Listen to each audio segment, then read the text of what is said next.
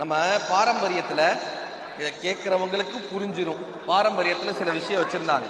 பிரம்மச்சரியம், கிரகஸ்தம், வானப்பிரஸ்தம், சந்நியாசம்னு நாலா ஒருத்தருடைய வாழ்வியல் முறையை பிடிச்சிருந்தாங்க. பிரம்மச்சரியம், கிரகஸ்தம், வானப்பிரஸ்தம், சந்நியாசம். இந்த பிரம்மச்சரியத்திலிருந்து வானப்பிரஸ்தத்துக்கு செல்பவர்கள் கிரகஸ்தத்தை கடக்காம செல்லவே முடியாது. இந்த பொண்ணுடைய அப்பா போய் பையனுக்கு வாக்குறுதி கொடுக்கிறார். நான் எப்படி என்னுடைய கிரகஸ்தத்தை கடப்பதற்கு என்னுடைய மனைவி உதவினார்களோ அப்படி உங்களுடைய கிரகஸ்தத்தை சிறப்பாக செயல்படுத்துவதற்காக என்னுடைய மகள் உதவுவாள் என்று கொடுக்கக்கூடிய வாக்குறுதி. பையன் என்ன தெரியுமா வாக்குறுதி கொடுக்கிறாரு?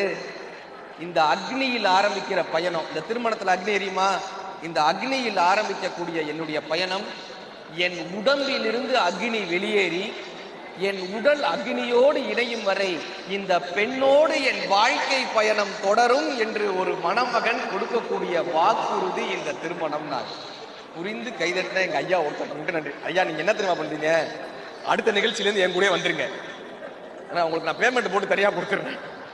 இப்படி ஒருத்தர் என் கூட இருந்தாக்க எனக்கு ரொம்ப மகிழ்ச்சிங்க. ரசிச்சு கைதட்டக்கூடியவங்க இருக்காங்கல்ல, இங்க பேசுறதாக மகிழ்ச்சியை. கங்குள் யானை காலில் படுத்தினும் படுத்தலாம், சுடர்வகு பொகுவாய சிங்க வாயினுள் செலுத்தினும் செலுத்தலாம், தென்புலத்தார் கோமா நரகிடையை வீழ்த்தினும் வீழ்த்தலாம், விடையேறும் நாயகா தமிழறியார் முன் இயம்புதல் தவிர்ப்பாயேன்னு தமிழ்ல ஒரு பாட்டு இருக்கும்.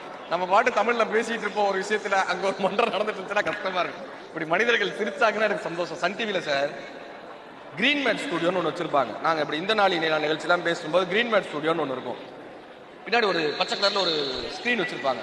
இப்படி எல்லாம் நீங்க கேட்கிற மாதிரி நினைச்சுக்கிட்டு நாங்க பேசணும். நானும் சிலப்பதிகாரம், மணிமேகலை, குண்டலகேசி நம்ம பேசிட்டு இருக்கோம். அந்த கேமராமேனில் இப்படி முறைச்சு பார்த்துக்கிட்டே இருந்தேன்.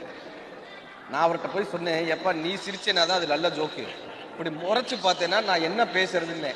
அவர் என் கிட்டக்க வந்து கே பத்தாயே ஆப்கா கே போல்த்தி. நான் கவலையே போடுறது கிடையாது. ஹிந்திக்காரராக இருந்தாலும் அவரே உட்கார வச்சு கம்பராமாயணம் சொல்லிட்டு தான் நான் வருவோம்.